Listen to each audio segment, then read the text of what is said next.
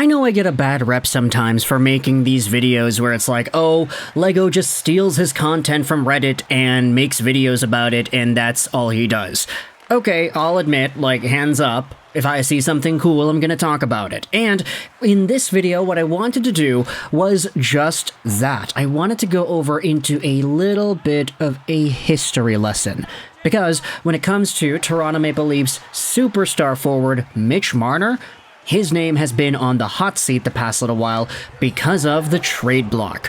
It's a pretty big expectation at this point that the Toronto Maple Leafs might ask Mitch Marner to waive his no-move clause, and for him to get sent elsewhere in the NHL where there's less pressure and less of a spotlight, so he can go out there and produce the points that he's been producing, and next year, when 2025 rolls around, the big bad contract extension, which will inevitably get handed out to him, will not be Toronto's problem anymore.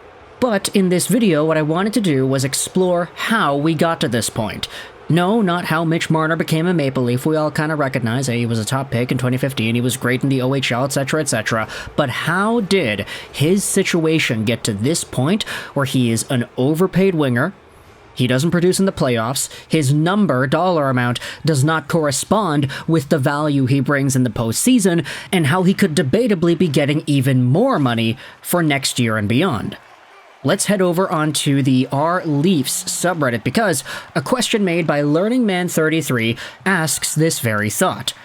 What happened in the 2019 Mitch Marner contract negotiations, and how did Dubas get out-negotiated so badly? What am I missing? Now, of course, that contract negotiation back in 2019 is what led to Mitch Marner's current $10.893 million AAV salary straight out of his ELC. This contract, the new one that he had signed, was only 6 years long, so now it's 2024 and the guy's due for the eligibility of an extension for next season. This body of the post goes out there and says, I don't understand. We gave Marner the money, which was $2 to $3 million more than the strong RFA class of 2019. Dubas didn't provide a bridge contract. We lost on that. He gave in the total amount of $10.9 million a season at 6 years only. Mitch Marner was not significantly better than Brayden Point, Mikko Rantanen, or Matthew Tkachuk. Then Dubas added a no-move clause with 2 years left. On what basis was Dubas negotiating on? Did he get any concessions from the contract for the Leafs? Is there something I'm missing? I understand a bit of pressure because of the William Nylander situation the year before, but why did he have to make the first move in the market when the other top players were still waiting? This is a great question because it goes out there and brings up many of the red flags that we had seen during the Mitch Marner contract conversation 5 years ago in 2019.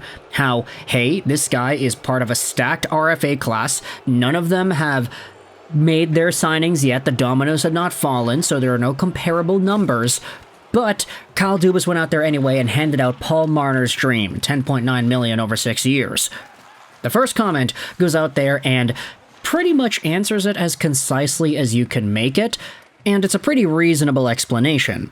Accomplished Low 148 says, given the recent situation with William Nylander that resulted in Dubas effectively giving him what he originally asked for, Dubas figured that it would be better to just give Mitch what he wants instead of another standoff that may only give you $500,000 to $1 million in cap savings.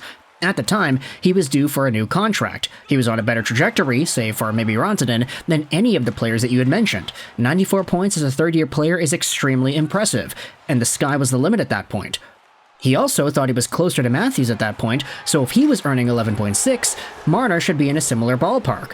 He also knew he was the face of the franchise alongside Matthews and wanted to be paid accordingly. All three of these points are the major reasons why his contract was what it was. Now, it's also important to note that there were reports that he wanted an 8x8 after his second year, and then did even better in his third year, so he figured he should be earning even more money. And so, I like this explanation a lot, because it illuminates just some of the trajectory that we had thought Marner would have been on back in this time frame. Yeah, he had 94 points in 82 games played as a third-year NHL player, which is awesome.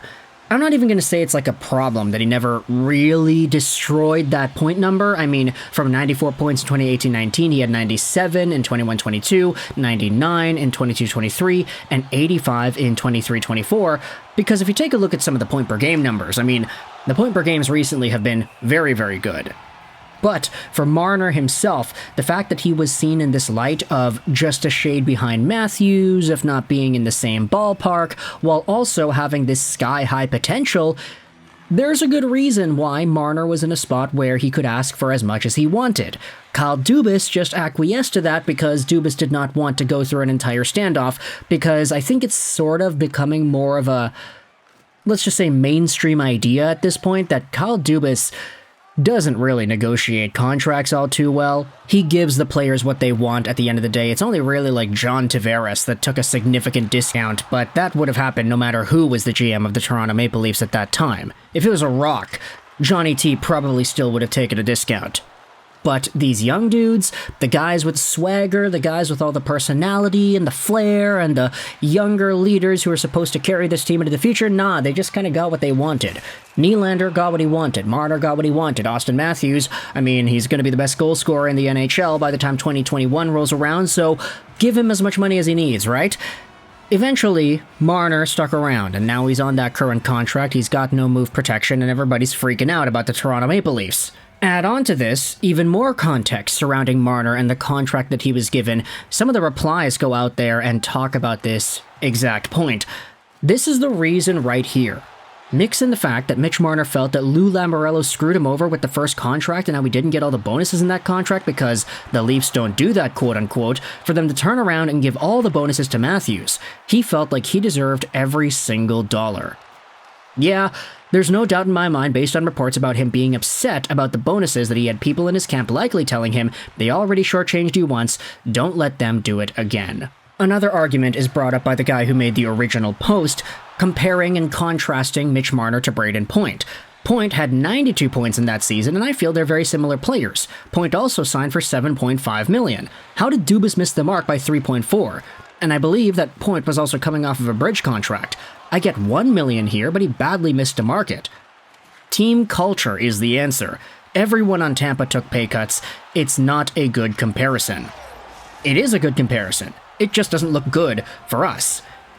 And that is all of a sudden when you think about external factors that don't relate to the hockey team per se, but just more so with the environment. Hey, Tampa's got no state tax, so it's a lot easier for these players to get lower cap hits because at the end of the day, they take home more money than if they would have been playing in Toronto, for example. Team culture plays a part in it too when you have guys like Kucherov, Hedman, Vasilevsky all making such low dollar amounts compared to what they could actually fetch if they were free agents and signed with a Canadian team. Mitch Marner being screwed over by salary bonuses and being a part of the big megalopolis spotlight that is the Toronto Maple Leafs kind of put him in a spot where it's like, yeah, no, I'm part of the stardom here. I deserve to get that money, which is just a shade below Austin Matthews. $10.9 whatever million a year made Marner the second most expensive winger in the entire league, behind Artemi Panarin, who inevitably got 11. So for Marner, if you wanted to say that he is not the second best winger in the NHL, you're totally free to do so.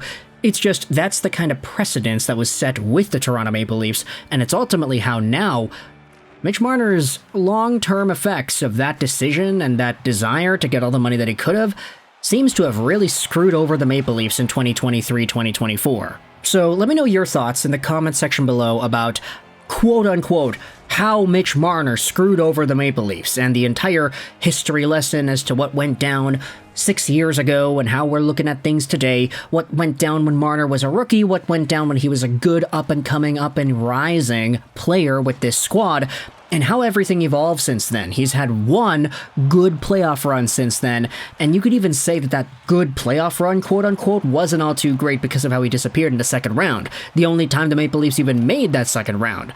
So thoughts in the comment section below about Mitch Marner and this entire conversation about his timeline. Article, or not the article, but the Reddit post will be linked in the description if you want to read more of the comments and see more of the discussion. But I hope you enjoyed this video, and bye.